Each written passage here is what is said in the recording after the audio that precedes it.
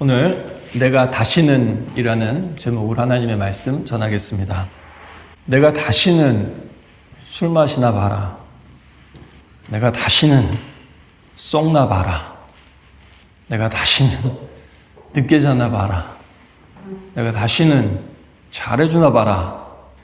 다시는. 우리는 이런 말을 자주 합니다.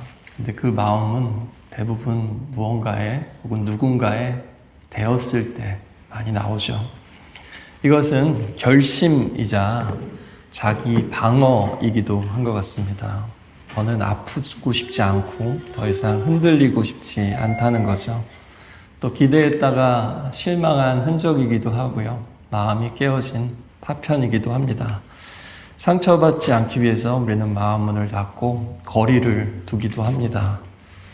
임재범과 박정현이 불렀던 사랑보다 깊은 상처만 준 난 이젠 깨달아서 후회하고 있다는 걸처럼 사람들은요, 사랑한다고 하지만 깊은 상처를 남길 때가 참 많습니다. 상처를 준 사람도 상처를 받은 사람도 후회할 때가 참 많죠. 그런데 오늘 말씀은 우리의 고개를 좀 갸우뚱하게 만듭니다. 왜냐하면 하나님께서도 후회하신다고 말씀하시거든요. 그리고 하나님도 내가 다시는 이라고 말씀하십니다. 사람처럼요. 우리 하나님께서도 무언가에 대이신 걸까요? 우리 하나님께서도 상처 입고 아파하시는 걸까요? 다시는 이라고 말할 정도로 말입니다. 오늘 우리 하나님의 후회와 결심에 대해서 하나님의 말씀을 들어보려고 합니다. 여러분, 부모가 가장 상처받는 말이 무엇인 줄 아십니까? 자식들한테? 왜 날 낳아서? 라고 합니다. 그러면요, 자식들이 부모님한테 가장 상처받는 말이 무엇인 줄 아십니까? 왜 내가 너 같은 거 낳아서? 너 같은 아들 너도 낳아봐라. 딸로 낳아. 이렇게 쭉 흘러가죠, 보통. 네. 그러니까 이게 똑같습니다. 어떻게 보면 이게 정말로 하지 말아야 될 말입니다. 이렇게 말 혹시 하신 분이 계시다면 회개하시고요. 또 그 진심은 그런 게 아니다라고 꼭 말씀해 주시기 바랍니다. 정말 하지 마셔야 돼요. 아무리 힘들다 그래도요. 이런 거 평생 남거든요, 잘못하면. 또 그동안에 참 감사하고 기쁘고 그런 거 많았는데 그 행복까지도 한꺼번에 다 부정해버리는 말이잖아요. 그렇죠? 그래서 오늘 말씀 읽다 보면요. 마음 한구석이 덜컥 내려앉는 것 같습니다. 왜냐하면 하나님께서도 한탄하시고 근심하시고 혹은 후회하시고 마음 아파하셨다라고 말씀하시니까 하나님도 아휴 인간 같은 거 괜히 만들어가지고 꼭 이렇게 말씀하시는 것처럼 들리기도 합니다. 게다가 이렇게 말씀하시고 실제로 이 노아의 홍수로 세상을 쓸어버리셨잖아요. 그러니까 당연히 그런 혼란스러운 마음이 듭니다. 하지만 성경은 동시에 분명히 말씀합니다. 오늘은 후회하신다라고 말씀하시지만 민수기 23장 19절 같은 데 보면요. 하나님은 사람이 아니라서 거짓말 절대 안 하시고 하나님은 인생이 아니시라서 후회가 절대 없으시다라고 말씀하십니다. 그리고 사무엘상에도요. 15장 29절 보니까 하나님은 거짓말하거나 마음 바꾸지 않으십니다. 그렇게 변덕스러운 분이 아닙니다. 하나님은 변치 않는 분이십니다. 이거는 하나님이 사람들과 달리 그렇게 이랬다 저랬다 하신다는 뜻이 아니죠. 하나님은 신실하시고 언약을 지키시고 성품이 변치 않는 분이시다라는 뜻입니다. 우리는 늘 죄를 짓습니다. 또 실수가 되었든지 기회를 놓쳤든지 잘못된 선택을 했든지 늘 그래 놓고 후회하죠. 그러면서 아차 내가 또 잘못했네. 그때 그랬어야 됐는데 점점점. 그런데요 오늘 이렇게 후회라고 번역된 단어는요 굉장히 넓은 그 단어의 뜻을 사실 가지고 있습니다. 그래서요 가슴이 저리다, 깊이 탄식하다, 마음이 흔들리다, 슬퍼하다, 심지어는 그 마음과 뜻을 돌이키다라는 뜻까지도 가지고 있는 단어입니다. 그리고 바로 그 옆에 붙어있는 하나님이 아파하다 혹은 근심하다라는 표현은 마음이 찢기는 고통을 표현하는 말입니다. 성경이 묘사하는 우리 하나님은 인간을 보시면서 굉장히 마음 아파하시고 또 우리가 마음이 무너질 때처럼 하나님도 마음이 무너지시는 분이라고 말합니다. 왜 널 낳아서, 왜 날 낳아서. 이것은 정말 최악의 언어 선택입니다. 그런데요, 사실은 잘 조금 뒤집어서 생각해 보자면, 또 그렇게 말하는 분들의 변을 해보자면, 가장 사랑하고 싶고 가장 사랑받고 싶은 존재에 대한 기대와 실망, 상처와 분노도 그 안에 담겨 있다라는 것이죠. 사랑하지 않으면 실망도 안 하잖아요. 혹은 덜 하죠. 그렇죠? 또 관계가 없으면 상처받지 않습니다. 그냥 지나쳐가면 되니까요. 그런데 살붙이고 살고 또 포기할 수 없고 제껴놓을 수 없는 사람들한테 기대했다가 상처를 받으면 아픔이 타격이 너무나 크죠. 그래서 하나님께서 후회하셨다라는 말은요, 우리처럼 내가 널 왜 만들었지 이런 하나님의 자책이 아닙니다. 그게 아니라 내가 너에게 생명과 자유를 주었는데 네가 그것을 가지고 네 형제 미워하고 다투고 심지어 죽이는 것을 보니까 내 가슴이 미어지고 찢어진다라는 하나님의 아픔의 표현입니다. 하나님의 창조가 실패해서 피조물이 실패작이라서 후회하신다는 뜻이 아니에요. 너무나 어떻게 보면 정성스럽게 창조하시고 빚으시고 낳으셨기 때문에 너무나 사랑하시기 때문에 또한 하나님께서 근심하시고 아파하시는 겁니다. 여러분들도 가족에 대한 걱정은 끊이지 않으시잖아요. 그렇죠? 그럼에도 여전히 질문이 남습니다. 하나님, 그래도 결국에는 홍수로 다 쓸어버리시고 심판하셨잖아요. 그게 사랑입니까? 라는 질문은 여전히 남습니다. 스포일러가 된다면 죄송합니다만 오징어 게임에 이런 장면이 있습니다. 이제 죽음의 게임에 저 어머니와 아들 금자와 용식이가 같이 참여하게 됩니다. 근데 계속 살아남다가 그 다음 게임은 뭐였냐면 이제 술래잡기였습니다. 제한 시간 안에 술래가 그 숨은 사람을 찾아서 죽이지 못하면 본인이 죽게 되는 그런 상황입니다. 그런데 그때 우리 용식이가 갓 출산한 여인과 갓난 아이가 있어요. 근데 자기가 살겠다고 그 아이를 해치려고, 그 어머니를 해치려고 하죠. 그때 이를 막기 위해서 저 어머니가 최후의 선택을 하게 됩니다. 이게 윤리적으로 옳으냐를 말하고 싶은 게 아니라요. 사랑이라는 거는 때로는 사랑한다고 다 봐주는 게 아니라 어떨 때는 넘어가지 않아야 된다라는 겁니다. 또 때로는 무슨 수를 써서라도 멈추게 하는 것이라는 것을 믿는 사람이나 믿지 않는 사람이나 다 알고 있다라는 거죠. 여러분, 이런 세상을 상상해 보십시오. 거짓과 불의가 판치고 인종차별, 남녀차별, 빈부격차, 사기와 성범죄와 폭력들, 내전과 전쟁이 일상이 된 세상, 정직한 사람이 늘 손해보고 힘없고 뒷배 없는 사람들은 늘 당하고 무고한 사람들이 죽어나가는데도 억울한 사람들의 사정을 아무도 들어주지 않는 세상. 상상할 필요도 없죠. 왜냐하면 지금 우리가 살아가는 세상이기도 하니까요.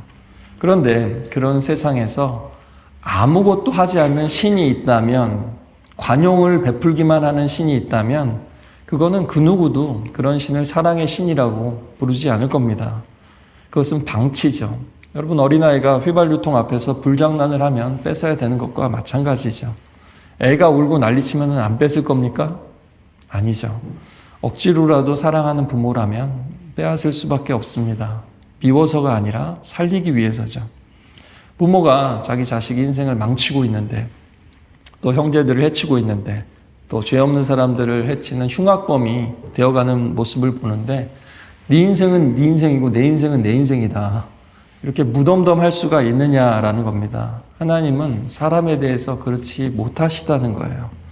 죄에 대해서 침묵하는 신이 아니십니다. 하나님은 말씀하시고 경고하시고 행동하시죠.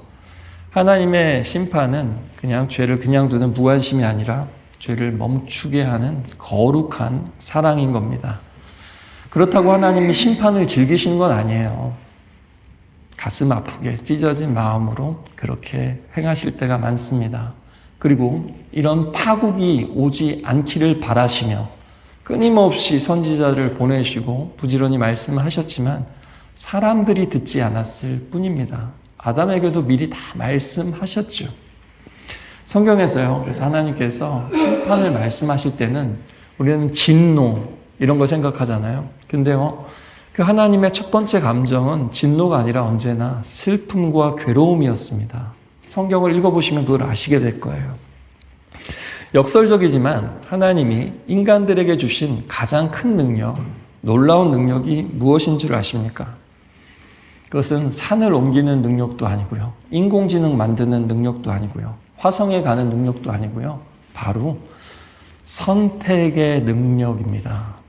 그리고 자유라는 무한한 가능성이에요. 그래서 선악과를 받은 것 자체가 자유를 받은 것이라 그랬죠. 그리고 선악과를 받은 것 자체는 우리가 선을 택해서 하나님을 기쁘시게 할 수 있는 능력이 있어요. 근데 그 능력을 가진 사람은 동시에 하나님을 슬프고 괴롭게 할 능력도 가질 수밖에 없습니다. 그런데 안타깝게도 사람들은 어떻게 선택했습니까? 끊임없이 하나님을 슬프게 했다라고 말합니다. 이사야 63장 10절에 보니까요. 그들이 반역하고 그분의 거룩한 마음을 슬프게 했다. 그분은 그들의 원수가 되셔서 그들과 친히 싸우셨다. 자식과 원수가 되신 아버지 하나님의 마음을 헤아릴 수 있겠습니까? 신약이라고 다르지 않습니다. 에베소서 4장 30절을 보니까 하나님의 성령을 슬프게 하지 마십시오. 성령을 근심하게 하지 말라. 이렇게 개역개정에 되어 있죠. 여러분은 성령 안에서 구속의 날까지 인치심을 받았습니다.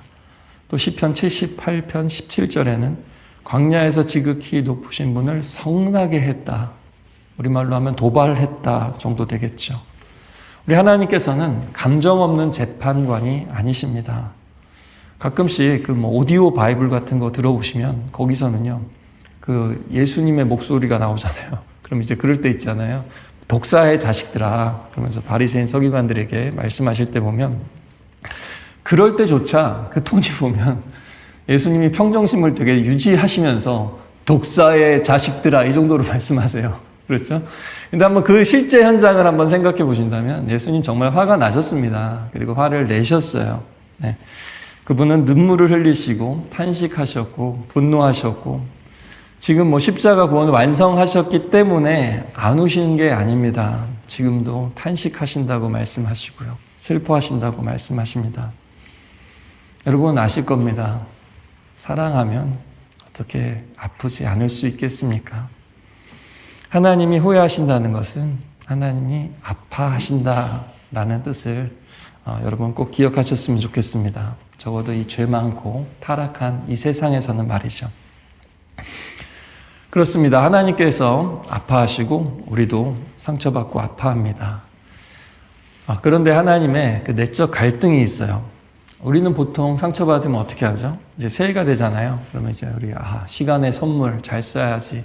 또 시간을 따라서 한번 올해도 잘 계획하고 잘 실행해 봐야지 하잖아요. 근데 그러다가 꼭 무슨 일이 생겨요. 그렇죠?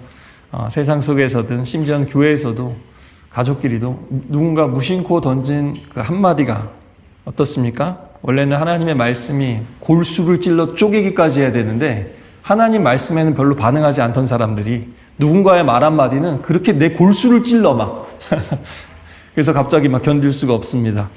말씀은 의지를 가지고 묵상하려고 해도 쉽지가 않은데 그렇게 툭 던진 말은 이상하게 자동 재생이 반복되면서 자동 묵상이 되면서 계속 곱씹게 됩니다. 그러면서 저 사람이 도대체 왜 저 말을 한 것이? 도대체 저희가 뭘까? 계속 묵상을 해요. 곱씹고 시절을 쫓아 묵상을 하다가 어느 순간 결정을 내립니다. 그리고 선포합니다. 저 상처받았어요. 저 건드리지 마세요. 저 아프거든요. 저 가만히 좀 놔두세요. 저 시간이 필요해요. 마음의 문을 걸어 잠그고 들어갈 때가 참 많습니다. 그런데요, 이게 나쁘다는 게 아닙니다. 이게 사람이라는 거예요. 그리고요, 믿음이 있다고 해서 이런 일이 안 생기지 않습니다. 저는 그 사무엘 선지자 보면서 굉장히 큰 위로를 받았습니다. 사무엘상 15장 35절에 보니까요, 사무엘이 사울로 인해서 그 사울 왕이 하나님을 몇 번이나 기회가 있었는데 거역하잖아요. 버림을 받죠. 그러니까 마음으로 괴로워서 죽는 날까지 다시는 사울을 만나지 않았다 그래요. 손절한 거죠, 사울이. 그리고 그 뒤로 칩거한 것 같아요, 사무엘이. 여러분, 선지자 사무엘 같은 사람도 이렇게 타격감을 느꼈다라는 거야. 이런 큰 사건으로 인해서. 그리고 마음이 너무 무너졌다는 거죠. 그리고 아마 하나님 앞에서 사무엘도 그랬던 것 같아요. 하나님, 너무 힘이 빠집니다. 열심히 사역하고 첫 번째 왕이 세워져서 이스라엘이 잘 되는 것 같았는데, 하나님, 당분간 저 좀 가만히 내버려 두세요. 아마 사무엘도 그랬던 것 같아요. 보통 사람이 이제 우울증에 빠지거나 우울해지면 이렇게 무기력해집니다. 그죠? 그때 하나님이 찾아와서 말씀하십니다. 내가 이스라엘을 다스리지 못하도록 사울을 버렸는데, 그 사건은 끝났다는 거죠. 너는 언제까지 사울을 위해 슬퍼하겠느냐? 내 뿔에 기름을 채워가지고 베들레헴의 그 이새에게로 가라. 그 아들에게서 왕을 보았다. 이렇게 말씀하세요. 왕을 세워야 된다는 거죠. 여러분 한번 생각해 보십시오. 하나님과 사무엘 중에서 누가 더 배신감을 느꼈을까요? 누가 더 가슴 아플까요? 누가 더 화가 날까요? 우리는 착각하는 게 있습니다. 우리 하나님이 타격감을 전혀 느끼지 않는다라고 착각을 해요. 그런데요, 성경이 묘사하는 하나님은 그 어떤 우리의 지각 능력보다 탁월하신 것처럼 감수성도 우리보다 훨씬 예민하신 분이세요. 하나님이 우리보다 감성이 떨어지십니까? 감수성이 풍부하지 않으세요? 아니잖아요. 그 말은 곧 우리가 느끼는 상처와 아픔, 배신감과 분노, 우울과 무기력함을 하나님이 고스란히 느끼신다는 거예요. 아니, 훨씬 헤아릴 수 없을 정도로 강하게 느끼시겠죠. 그렇죠? 사무엘의 그 반응 뒤에 그래서 하나님의 반응도 사실 이 15장 35절 후미에 보면 기록해 놓고 있거든요. 뭐라고 그러냐면 여호와께서는 사울을 이스라엘의 왕으로 삼으신 것을 뭐라고요? 같이 후회하셨습니다. 다시요. 그러면 첫 번째 하나님 후회하신다는 게 무슨 뜻이라고요? 가슴 찢어지게 아파하셨다라는 뜻이라고요. 괜히 세웠어. 이게 아니라요. 하나님도 타격감이 너무 크셨다는 거예요. 그러나 하나님이 하나님이신 이유는 뭐냐면 우리보다 데미지가 더 크심에도 불구하고 그 상처 속에 혹은 골방 속에만 계시지는 않으신다는 거예요. 그럼에도 불구하고 아픈 가슴을 마음을 추스리시면서 새 일을 계속해서 하시는 분이 우리 하나님이십니다. 왜냐하면 그래야 사람들을 살리니까요. 새로운 왕을 준비하시고 새로운 구원을 준비하십니다.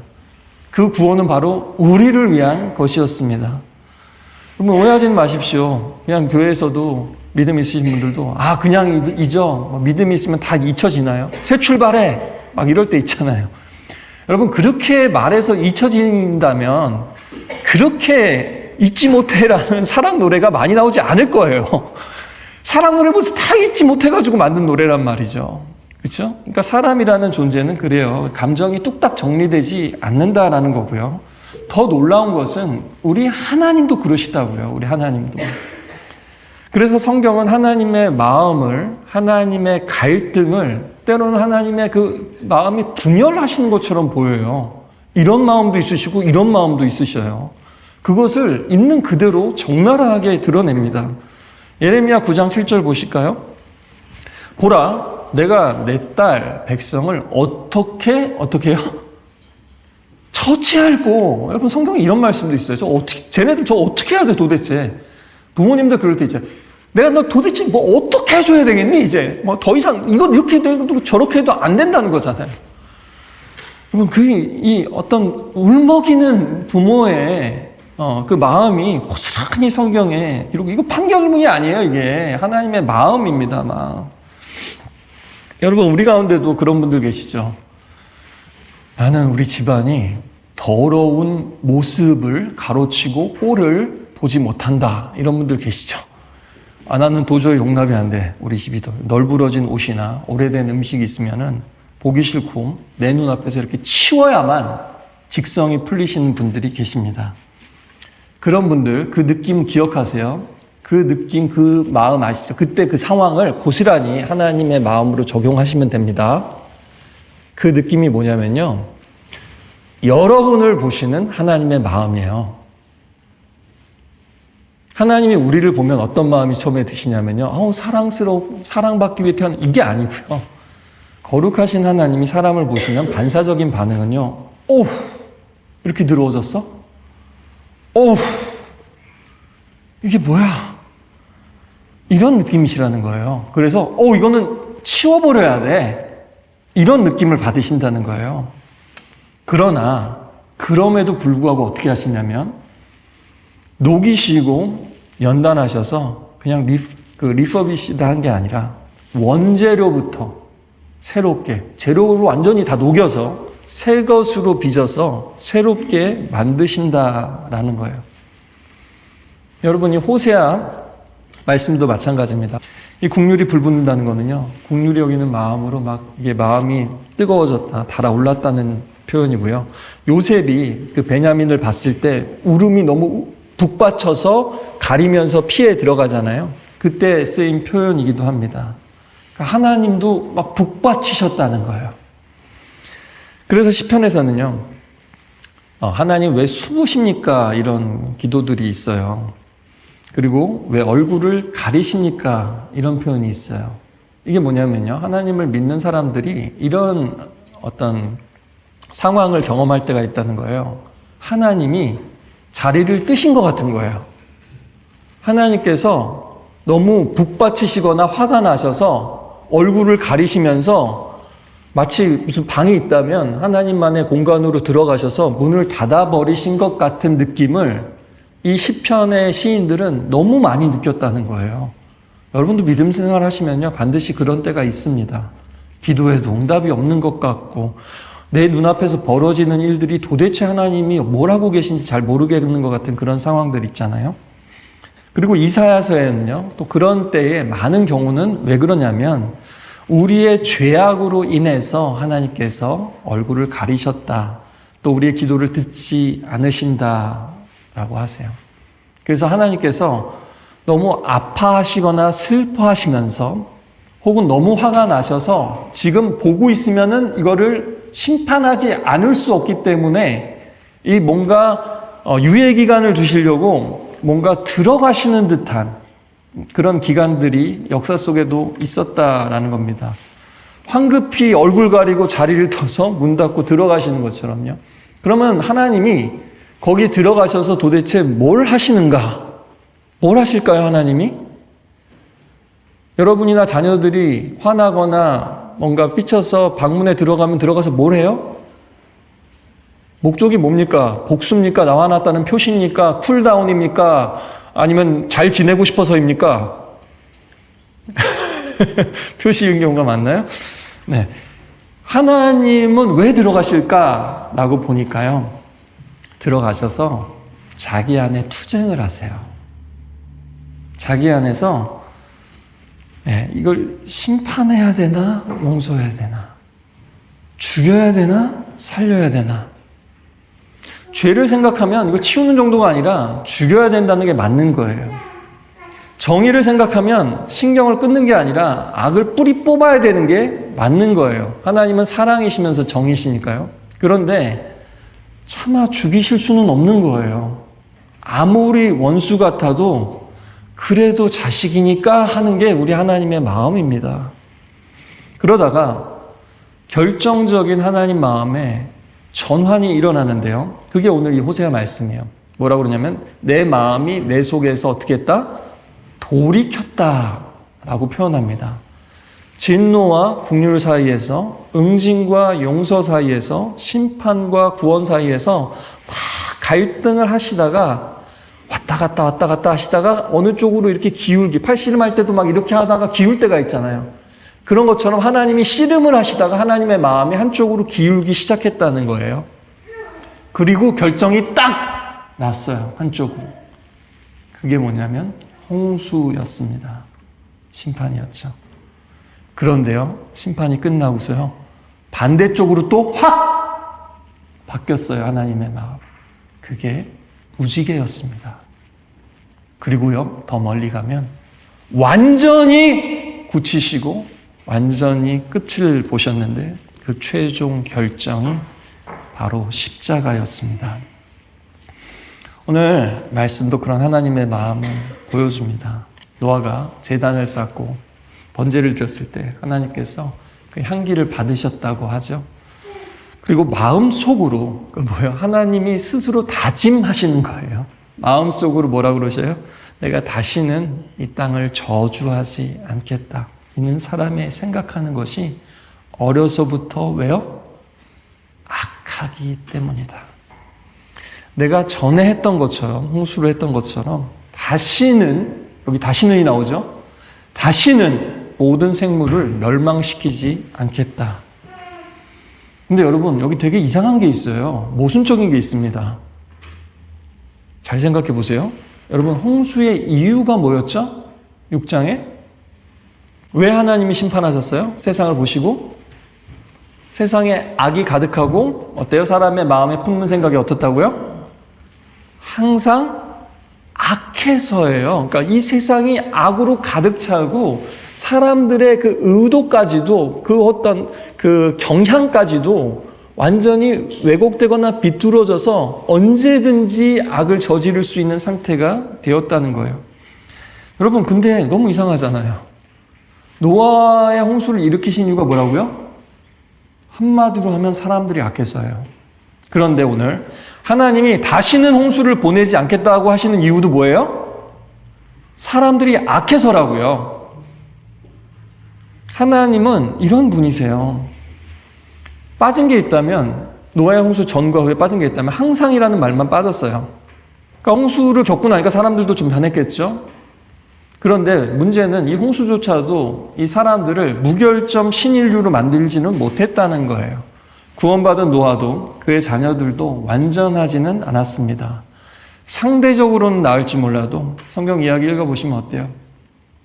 노아도 술 마시고 벌거벗고 또 아들들이 사고치고 여전히 악하고 언제든지 악에 빠질 수 있는 흔들리는 사람들이었습니다. 그래서요, 하나님이 무슨 결정을 하시냐면요, 이제는 사람을 고쳐 쓰고 이 세상과 환경을 완벽하게 만드는 것이 아니라 하나님 자신의 마음을 바꾸셨다는 거예요. 더 나아가서 하나님이 이 세상과 또 우리들과 관계 맺는 방식을 바꾸셨다고요. 사람들을 대하시는 방식을 바꿨다고요. 그게 사랑이고 구원입니다. 그러니까 우리도 구원받은 사람이라면, 혹은 우리가 사랑하려면 어떻게 해야 돼요? 사람을 대하는 방식부터 바꿔야 됩니다. 그게 하나님의 사랑이니까요. 거기에 구원의 가능성이 있습니다. 만약에 악을 지적하고 제거하는 시기라면 그 누구도 살아남을 수가 없는 거예요. 악을 바로바로 처리해버리면 살아남을 사람이 없으니까 기간을 두시고 오래 참으시고 기회를 주시고 유예하시는 거죠. 심판을 안 하시겠다는 뜻이 아니라 심판의 정도와 능력을 제한하시겠다는 거예요. 다시는 노아의 홍수와 같은 방식으로 끝내지는 않으시겠다는 거예요. 이것은 곧 무슨 뜻이냐면요, 악을 참아 보실 수 없는 하나님께서 인간을 참아 보지 않으실 수는 없더라 라는 겁니다. 인간을 겉에 두고 보고 싶으셔서 악도, 인간 안에 있는 악도 어쩔 수 없이 계속 두고 보시기로 하셨다는 거예요. 놀랍지 않습니까? 그리고 거꾸로요, 우리의 사랑이 실패하는 지점도 사실은 바로 여길 때가 많아요. 사랑하면 안 해야 되는 줄 알면서도 사람을 대하는 방식을 안 바꾸는 거죠. 계속하니까 죄짓고 회개하고 죄짓고 회개하고 이런 거죠. 여러분, 하나님의 사랑은 이런 겁니다. 할 수 없어서가 아니라, 능력이 없어서가 아니라 할 수는 있지만 사랑하니까 안 하는 거예요. 사랑하니까 안 하는 거, 이게 무지개고 하나님의 사랑이고요. 십자가입니다. 따라해 보실까요? 사랑은 사랑하니까 해주는 것일 뿐만 아니라 안 해주는 것이다. 안 하는 것이다. 네. 이것을 잘하면 우리의 사랑은 반드시 열매를 맺게 될 것입니다. 하나님은 값싼 용서를 하시거나 대충 넘어가시는 분은 절대 아닙니다. 왜냐하면 악을 가볍게 보지 않으십니다. 또 용서의 대가도 가볍지 않다고 말씀하세요. 그렇지 않았다면 예수님이 돌아가실 필요가 없겠죠. 하나님 자신이 돌아가실 정도의 값을 치르셨다고요. 그럼에도 하나님이 악을 참기로 결단하셨다는 것은 다른 말로 하면요, 너무 가슴 아프게도 우리 하나님이 계속 가슴 아프시기로 결정하셨다는 뜻도 됩니다. 앞으로도 계속 이런 참아 보기 힘든 모습을 계속 보면서 기다리실 것을 선택하셨다는 겁니다. 그래서 하나님은 여전히 슬픔과 고통 가운데 계세요. 베드로전서는 그 기다림을 방주를 준비할 동안 하나님이 오래 참고 기다리셨다라고 말씀하고요. 사도 바울도 뭐라 그랬습니까? 사랑의 첫 번째 덕목은 사랑은 언제나 오래 참는 겁니다. 모든 것을 참으며 모든 것을 믿으며 모든 것을 바라며. 사랑의 마지막 덕목도 무엇입니까? 모든 것을 견디느니라. 인내입니다. 인내. 하나님의 오래 참으심이 곧 구원이에요. 부부 사이에도 한쪽이라도 오래 참으면은 시간 지나면 나아집니다. 회복됩니다. 근데 서로 안 참기 시작하고 안 해야 되는 거 하기 시작하니까 계속 하는 거거든요. 악순환이 되는 거죠. 그렇지 않습니까? 자녀들하고도 마찬가지입니다. 여러분, 우리의 오래 참음도 누군가의 구원이 되기를 간절히 소망합니다. 우리가 모르는 사람들뿐만 아니라 우리가 가장 사랑하는 사람들과의 온전한 화목과 구원이 되기를 간절히 소망합니다. 말씀을 맺겠습니다. 사랑보다 깊은 상처만 준 날, 이젠 깨달았어 후회하고 있다는 걸. 여러분, 세상이 말하는 사랑은요, 사랑했는데 후회하는 사랑이에요. 사랑했는데 상처만 남고, 약속했는데 배신만 남고, 마음을 열어줬더니 내 마음만 만신창이가 된 채로 끝나는 거죠. 그러나 오늘 하나님의 사랑은 그렇지 않습니다. 하나님은 사랑보다 깊은 상처가 아니라 뒤집으면 어떻게 돼요? 네, 상처보다 깊은 사랑을 남기시는 분이십니다. 홍수 이후에 하나님이 이렇게 말씀하시는 거예요. 내가 다시는. 그 말은 사람들이 갑자기 착해져서가 아니라 사람들이 여전히 악하다는 것을, 앞으로도 고집스럽게 악을 행한다는 것을 아시면서도 관계를 영원히 끊지 않으시겠다는 하나님의 은혜이며 또한 결심입니다. 그리고 또한 하나님이 미래를 약하고 악한 우리에게 맡겨두시지 않겠다는 뜻이기도 합니다. 여전히 우리에게 자유와 선택권이 있음에도 그렇게 하기에는, 선악과처럼 계속 그렇게 하기에는 하나님과 우리 자신의 미래는 너무나 중요하고 하나님은 여전히 우리를 너무나 사랑하시기 때문입니다. 그리고 하나님께서는 이제까지도 그러셨고 앞으로도 그러실 겁니다. 너희 죄는, 너희의 악은 내가 처리하겠다. 내가 감당하겠다. 노아의 홍수처럼 쓸어버리는 심판을 제한하겠다. 대신에 너희의 죄와 악으로 인한 고통과 책임은 내가 감당하겠다.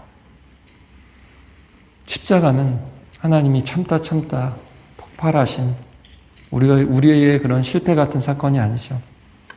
사람들은 그랬지만 참다 끝내 끝까지 참고 자신을 내어주신 사건입니다. 심판과 긍휼 사이에서 하나님이 기울어진 쪽이 바로 십자가였습니다. 차라리 내가 대신, 그것이 복음입니다. 찬양팀 앞으로 나와 주십시오. 그리고 오늘 하나님의 마음이 느껴지십니까? 하나님의 결심, 다시는 이라고 말씀하시는 그 음성이 들리십니까? 그런데도 여전히 우리는 너무 예쁜 사랑만 생각하는 거 아닐까요? 안전한 사랑만 하려고 하는 거 아닐까요? 하나님 사랑은 예쁘지 않습니다. 하나님의 사랑은 쉽지도 않습니다. 죽이고 싶다가도 살리고, 끊고 싶다가도 붙들고, 폭발하고 싶다가도 참아내는 그런 격정적인, 격하지만 강한 사랑입니다. 오늘 여러분 앞으로도 상처받으실 수 있지만 상처받았다라는 것을 인정하시되, 또 문 닫고 들어갈 수 있지만 영원히 그 문을 닫지는 마시기 바랍니다. 혹은 이 설교를 나중에 이후에 음성으로라도 듣는 분이 계시다면 그럴 때라도 시간이 필요하시겠지만 우리 하나님처럼 다시 나타나시기를 바랍니다. 우리 가족 간에도, 교회 성도들 간에도 때로는 안 보는 시간이 있을 수 있죠. 그러나 우리 하나님 어떠세요? 너무 화나서, 너무 슬퍼서, 너무 상처 입으셔서 자리를 뜨신 것 같았지만 결국에는 다시 나타나시고 다시는 그렇게 하지 않겠다라고 말씀하시는 놀라우신 분이십니다. 우리 그 하나님의 사랑을 생각하면서 우리 날 세우시네 이렇게 찬양합시다. 그 심판주의 그 산 위에서 그 홍수가 아라랏 산에 머물렀을 때 노아도 이런 노래를 부르지 않았을까요? 다 쓸어버리신 것 같았지만 결국에는 세우시는 하나님, 또 우리도 무너지는 것 같았지만 우리를 세우시는 하나님은 사실 하나님 자신도 그 마음이 무너지신 분이십니다. 그럼에도 또다시 우리에게 찾아와서 우리를 일으키시는 놀라우신 분인 줄 믿습니다. 우리 함께 찬양하겠습니다.